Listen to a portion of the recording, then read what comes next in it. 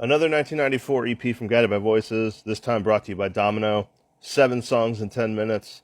You know how it goes. The EP opens up with Matter Eater Lad, named for a minor comic book character. I'm pretty sure it doesn't really adhere to any of the actual character's canonical backstory, but it's a really fun song with this really great call and response riff.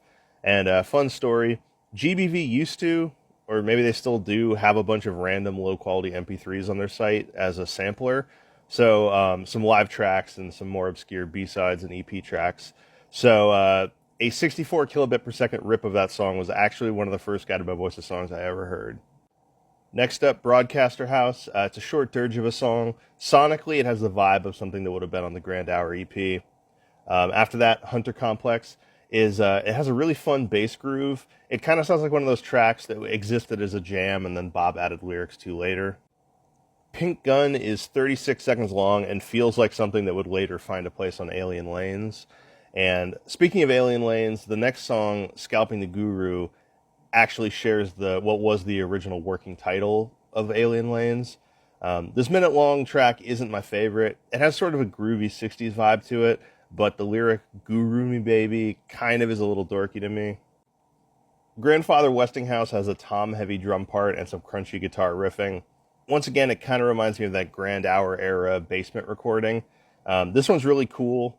It's almost 2.5 minutes, so it's kind of a longer Guided by Voices track at this time. It really packs a lot in.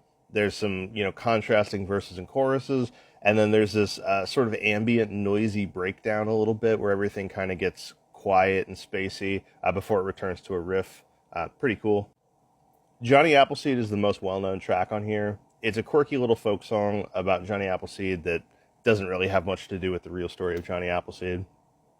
But the refrain of "You're So Cherry" is really memorable and really great. It's a really good sing-along moment. It has some very strong Tobin Sprout background vocals, and it kind of became a Guided by Voices staple.